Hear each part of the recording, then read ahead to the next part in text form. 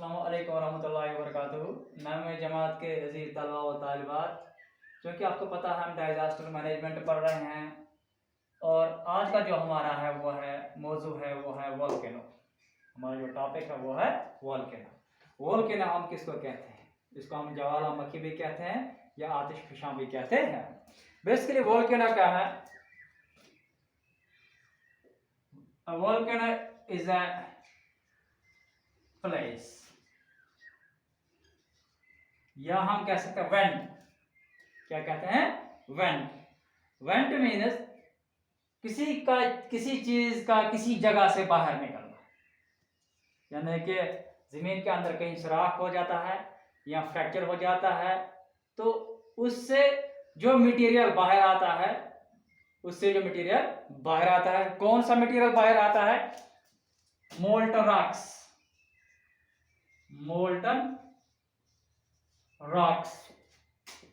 and gases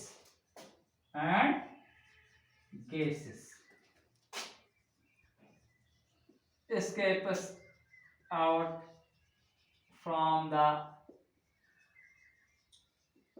interior of earth। Molten rock जो होते हैं जमीन के अंदर जो होती है, इनको हम मैग्मा के नाम से जानते हैं। और ये जब बाहर आ जाती है outside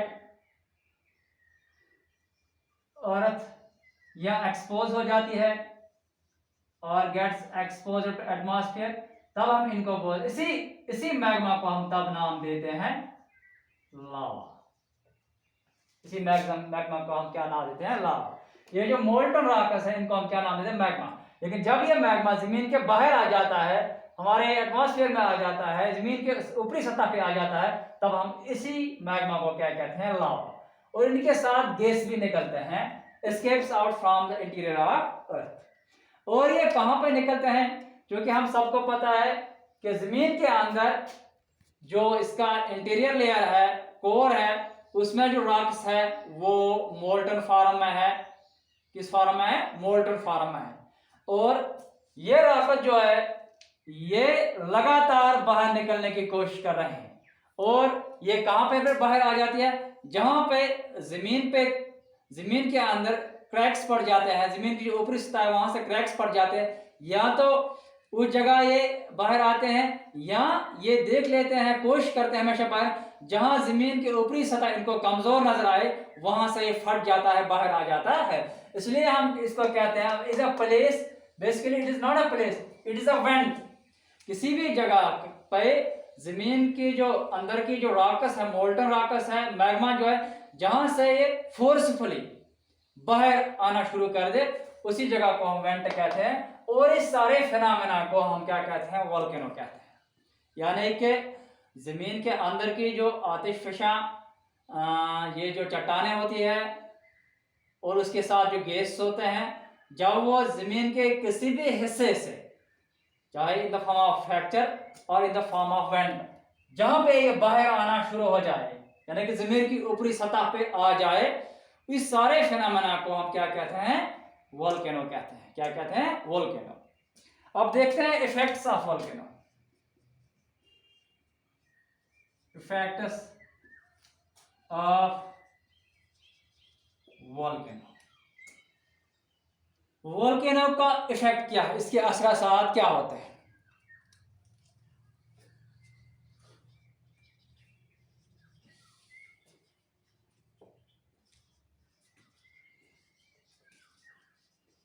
Tremendous damage to life of living organisms।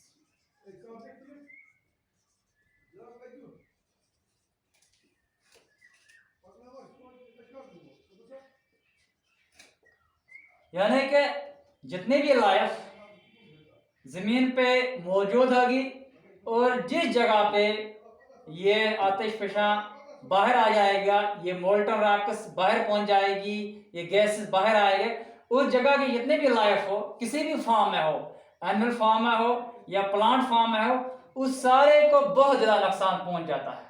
Depends upon the intensity and the volume of the volcano. कि वोल्केनो कितना बड़ा है, ये कितना मटेरियल बाहर निकलता है, उस पर डिपेंड करता है उस जगह की, चाहे एनिमल लाइफ हो या प्लांट लाइफ हो या कोई और लाइफ हो, सबको ये डैमेज करता है, डिस्ट्रक्ट करता है। ये इसका पहला इफेक्ट है। दूसरा, ये जो वहां से निकलता है एश एंड अदर केसेस, ये किसको कहते हैं? Cover of the land and crops and pollutes atmosphere.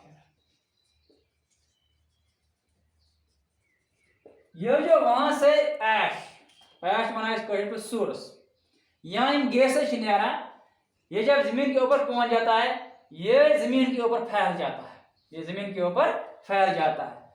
यानी कि जो ओरिजिनल लैंड होती है उसको कवर अप करती है। यानी कि अगर वो एग्रीकल्चर लैंड होगा तो वो लैंड तबाह हो जाती है, वो एग्रीकल्चर के लायक बहुत देर तक नहीं रहती है। हाँ, अगर इस जमीन के ऊपर क्रॉप्स होंगे, ये क्रॉप्स को जलाकर राख कर देता है। और अगर ये गैसेस के फॉर्म में बाहर आएंगे, जो हमारा एटमॉस्फेयर है उसको पोल्यूट करते हैं, क्योंकि ये गैस जहरीले भी हो सकते हैं। थर्ड बात, ये जो वोल्केनो है जब ये बाहर आता है, जमीन के सरफेस पे आ जाता है, बुरी and destroy human made physical structures.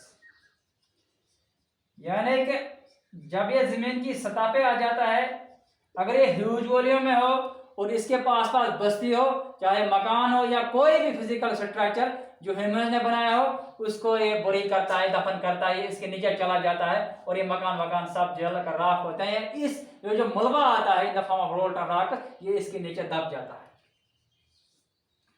चौथा,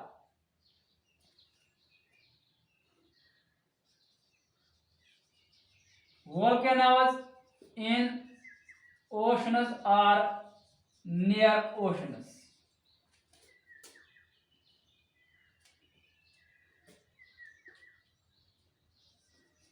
cause sea waves, जिसको हम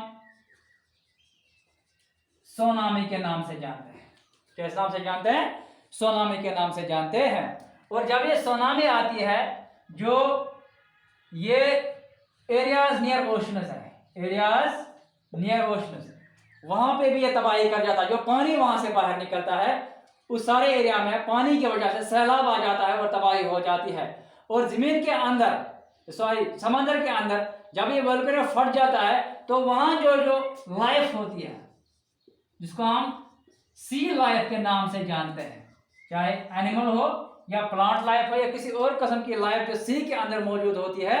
यहाँ कभी कभी अब जो लोग आबाद हो रहे हैं सीज पे या सीज के किनारे आबाद हो रहे हैं इन बड़े बड़े शिप्स में, उस सारे आबादी को ये नुकसान पहुंचाती है, तबाह कर देती है। तो these were the effects of volcanoes. यानी कि अगर लैंड की हम बात करें, वहां पे जो लिविंग ऑर्गेनिज्म है उनको डैमेज करता है। अगर हम ये ऐश और अदर गैस की बात करें तो ये क्रॉप्स को डैमेज करता है, एटमॉस्फेयर को पोल्यूट करता है और जमीन को भी खराब कर देता है। हाँ, अगर ह्यूमन स्ट्रक्चर्स होंगे उसको भी डिस्ट्रॉय करता है। और अगर ये वोल्केनो ओशन में आ जाए तो वहां पे ये तबाही करता है। नाउ मेजर्स, हम कौन से इकदाम उठाएंगे इसका जो लॉस है वो मिनिमाइज करेंगे? पहली बात है, warning should be given to nearby people.